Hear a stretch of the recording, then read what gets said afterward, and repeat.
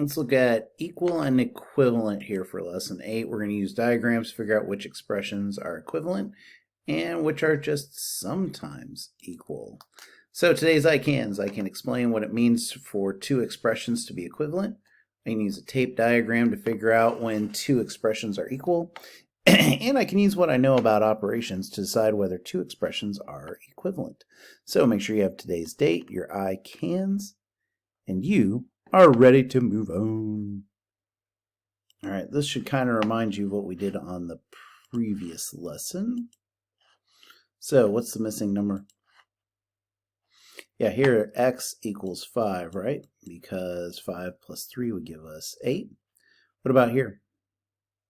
Yeah, x is 2 in this situation because 12 minus 2 would give us 10. What about here? X squared gives us 49. Yeah, the x is 7, right? Because squared means to multiply by itself. 7 times 7, 49. And here.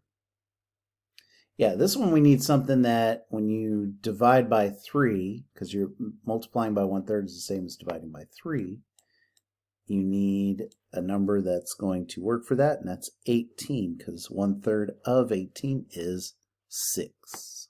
All right, let's do some diagrams here about some expressions real quick. So in your notebook, draw out 2 plus 3 equals 3 plus 2 in a diagram, so tape diagrams.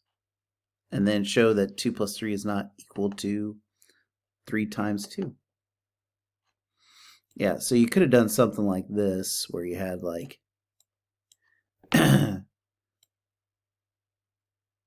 2 plus 3 would have been the same as 3 plus 2.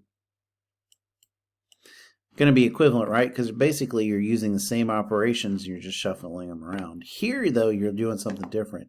Here you've got, again, that 2 plus the 3.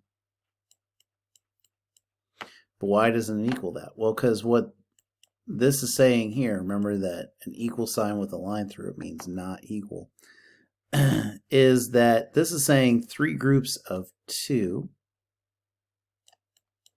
or 2 groups of 3. Either way, we're going to have something different than what we have in this situation, right? It's not going to look the same. Let's look at a prettier drawing. So they did all of theirs on some graph paper to make it nice and pretty.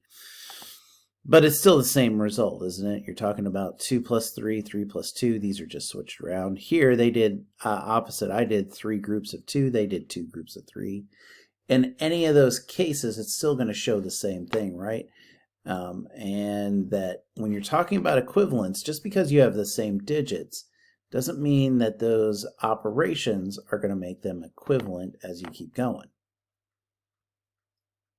All right, let's jot this down in our notebooks. Here we have x plus 2 and 3x. And in each case, we have the x equaling 4.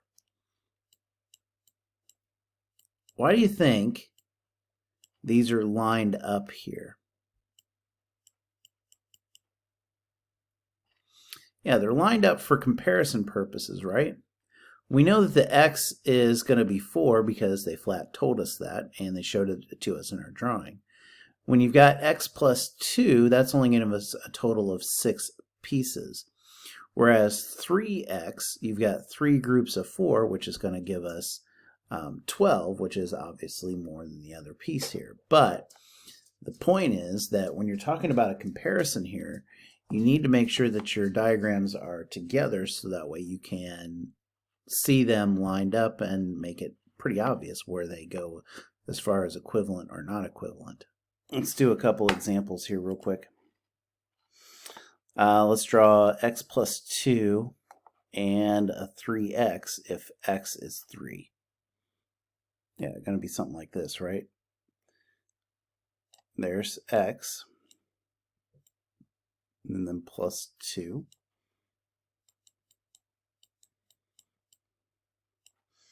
And then here, we need 3 of those x's, x being 2 each time.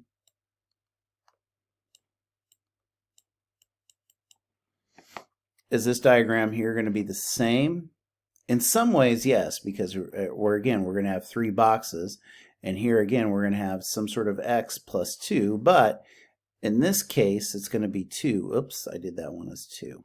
All right, so I'm going to use this one as my 2, and I'll bring this one down here. Sorry about that. I think what I'm doing will still make sense.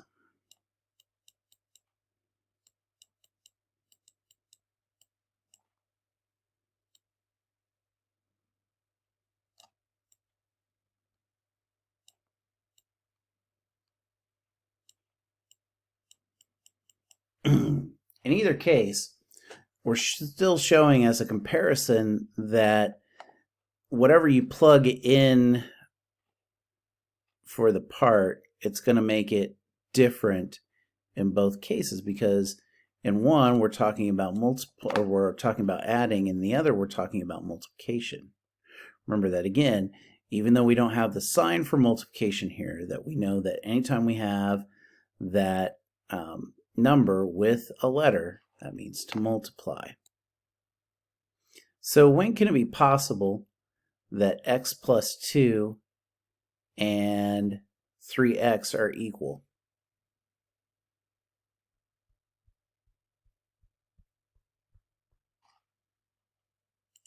If we use 1, right? Because if I have x as 1, x plus 1, or x plus 2 gives us 3. If I have 3 1s, that would be 3 as well. So if x equaled 1, the box would be the same. What about anything else? Yeah, nothing else is going to end up doing the same, right? Because you're going to have that difference in numbers. It's going to make things not work out. Okay, and same thing here. What if we talk about x plus 3 and 3 plus x? If x is the same number, is that going to make something different every time? Yeah, they're going to be equal. They're going to be equal every time because, again, we have the same thing. Let's use 4 for an example. So if I had 4 for x,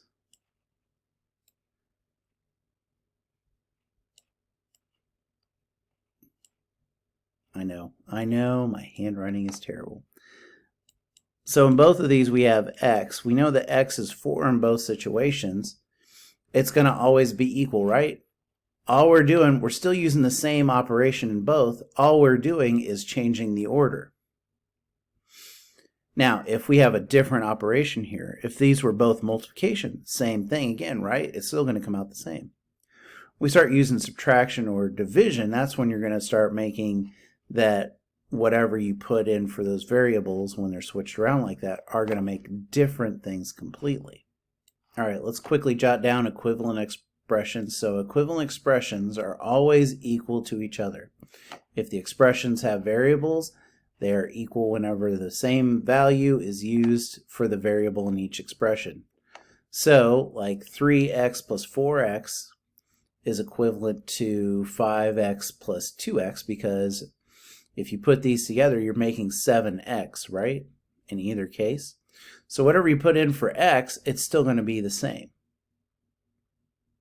Prove it here with 3. 15 plus 6 is 21. 9 plus 12, 21. If you use 10, again, it's still going to be the same in every situation. So even though these look different, because at the end of the day they end up making the same thing, it still works out. All right, let's look for some equivalent expressions here real quick. So we got a list of expressions here. Which ones are equivalent? Yeah. A plus 3 and 3 plus A. Any others go with that one? Nope. What else? Yeah. A thirds is the same as 1/3 A.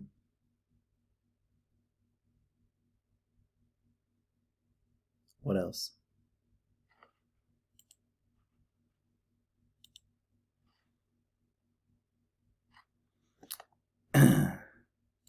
Actually, 1/3 a divided by 1/3 is the same as a times 3, or 3a, or a added together 3 times. All those are the same, aren't they?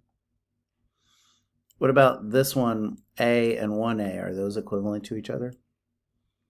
Yeah, they are, because isn't there a 1 understood beside anything? I mean, you can multiply anything by 1 and it's still the same thing. So in each of these, you know, the 2 red ones, that was just flipping it around. Here, not too difficult. But here, it does get a little bit tricky, because you got to remember that dividing by a fraction, a unit fraction, is the same as multiplying by that denominator. Because ultimately, that's what you're doing, right? You're trying to see how many 1/3 are in that number. It's the same as multiplying by 3. So, you know, point of this is, when you're looking at equivalent expressions, you can't just get into that it's only one particular way to do it. Sometimes there are several ways to do it, but each one of them, no matter what you plug in, is going to work for all of them, right? If I plug in 3 into all of these, I'm going to get 9 here. 3 plus 3 plus 3 is 9. 3 times 3 is 9. 3 times 3 is 9. So whatever I plug in is going to be the same in every situation. All right? So kind of wrapping up, we just talked about how x is the same as x times 1 with that previous one we talked about with a, because anything times 1 is itself, right? Here, these are both still addition. We still have the same parts, they're just in a different order, and with addition or even multiplication like the second part, still the same either way. What about here? Yeah, anything plus 0 is still itself, so it's kind of like multiplying by 1. You're always going to get the same that you started with. It's just not going to change anything. X plus x plus x is the same as 3x, because that's just repeated addition, isn't it?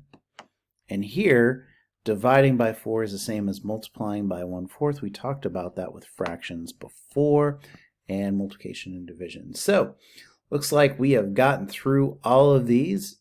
Don't let these things panic you too much. Just take them a chunk at a time. You will see the pieces as you go. Just got to be careful with each piece. All right, thanks for watching.